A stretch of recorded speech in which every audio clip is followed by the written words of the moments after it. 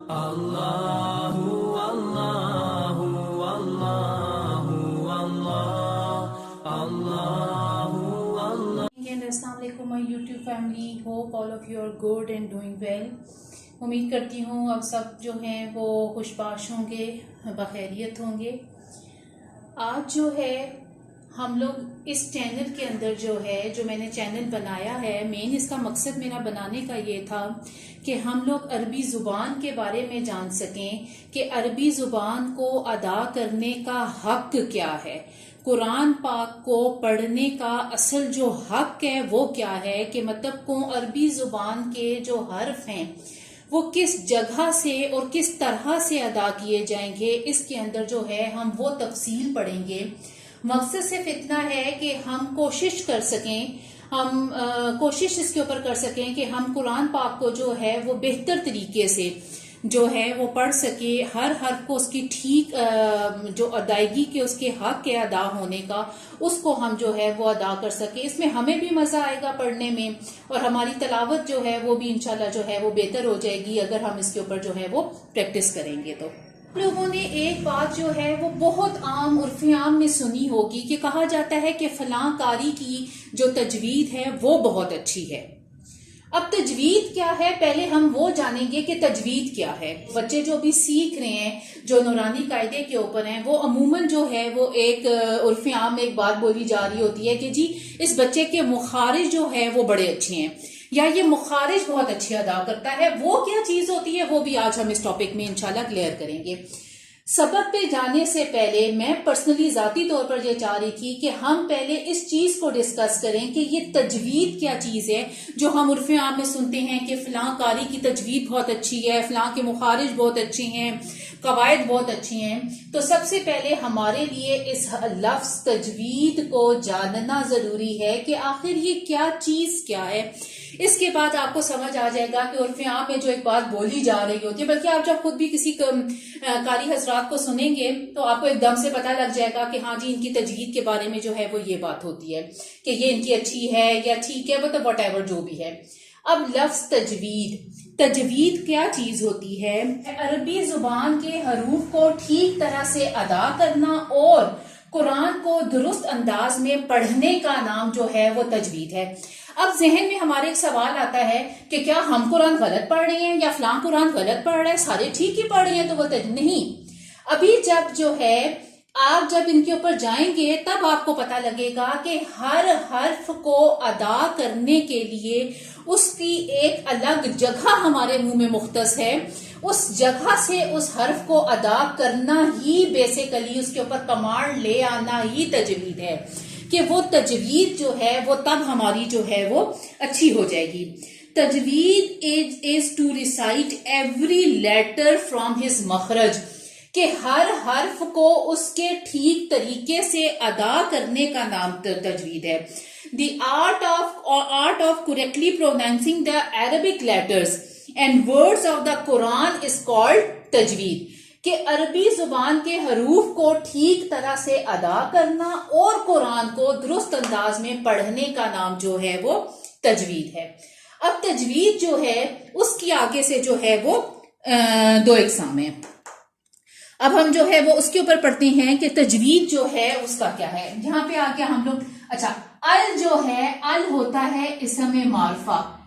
یہ ال اس لیے لگا دیا گیا کہ جب کوئی بہت ہی امپورٹنٹ کسی بات کے اوپر ہم بات کر رہے ہیں تو اس کے ساتھ عربی زبان میں ال لگا دیا جاتا ہے تو بن گیا التجوید.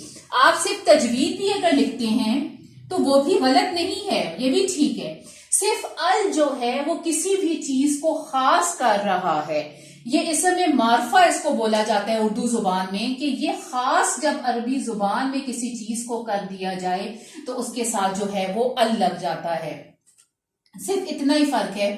اب جس طرح سے کسی کا نام جو ہے وہ زہرا ہے, آپ اردو زبان میں زہرا لکھتے ہیں, لیکن اگر یہی جو ہے وہ عربی زبان کے اندر لکھ دیا جائے اس کو, تو کیا آپ سے کوئی پوچھے کہ اچھا بتاؤ اس ال کا کیا مطلب ہے, تو کوئی مطلب نہیں. ال جو ہے وہ اسم معرفہ ہے, اس نے اس کو خاص کر دیا اس نام کو, تو اس لیے ہم نے اس کو کہہ دیا کہ یہ اسم معرفہ ہے، اور یہ عام الزہرا اسم نکرہ ہوگی کہ عام کسی کئی بندیوں کا نام ہوگا، لیکن الزہرا جو ہے وہ کوئی ایک خاص چیز کے بارے میں، ایک خاص شخص کے بارے میں بات کی جا رہی ہے، تو اس کے ساتھ یہ ال لگا دیا گیا جس میں اس کو معروف کر دیا.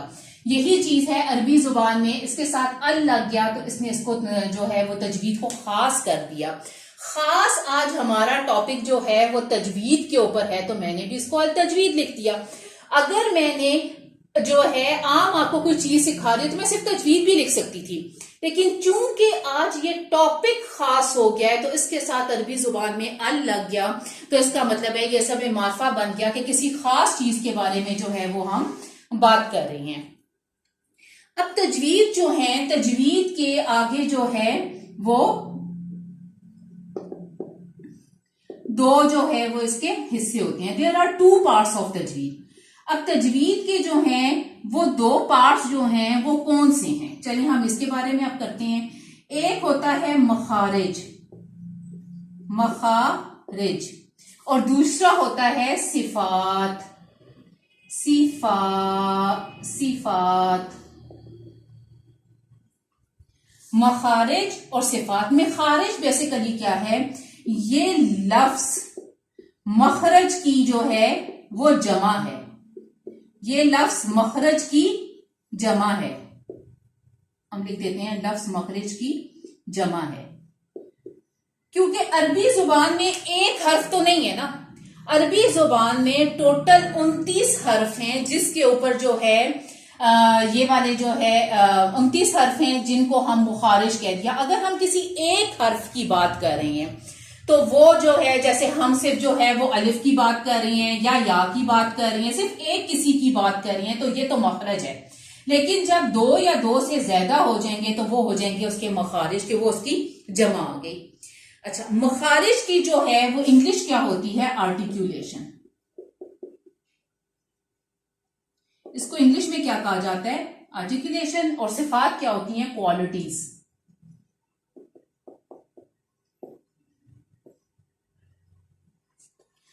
صفات کے اوپر ہم پہلے بات کر دیتے ہیں.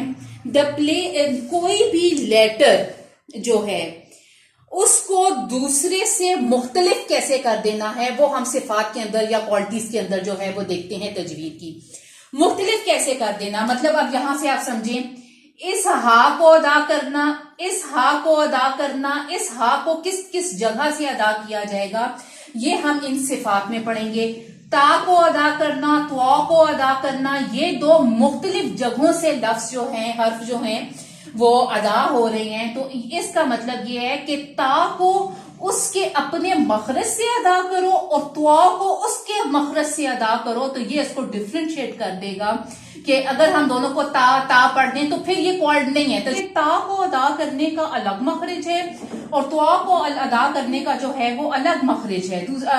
اس لیے ہم اب ان دونوں کی آوازوں میں جو ڈفرینس آیا ہے، جو ڈفرینشیٹ ہوا ہے، وہ جو ہے صفات جو ہے وہ کوالٹیز کہلاتا ہے. حرف کی ادائیگی کے جو ہے وہ الگ کرنا جو ہے وہ ہم کوالٹیز کے اندر پڑھتے ہیں، صفات کے اندر پڑھتے ہیں. اب ہم آ جاتے ہیں مخارج کے اوپر کہ مخارج کیا ہے.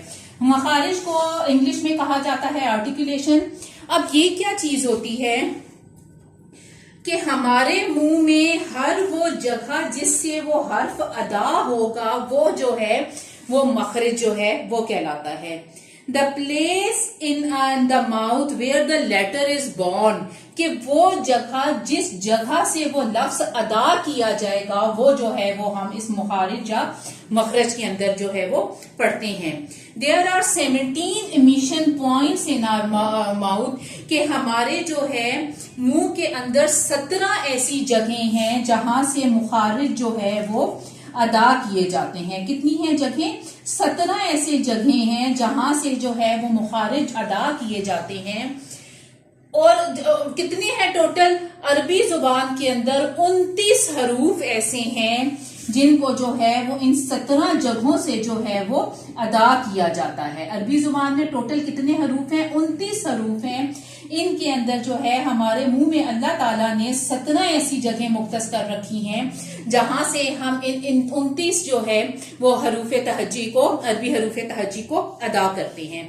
اب یہ جو مین جگہیں ہیں وہ کتنی کون کون سی ہیں مین ہمارے پاس، ہم اس کے بارے میں اب بات کرتے ہیں.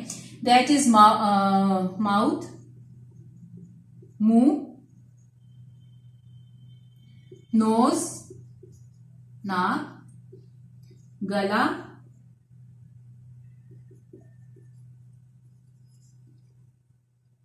لپس ہونٹ،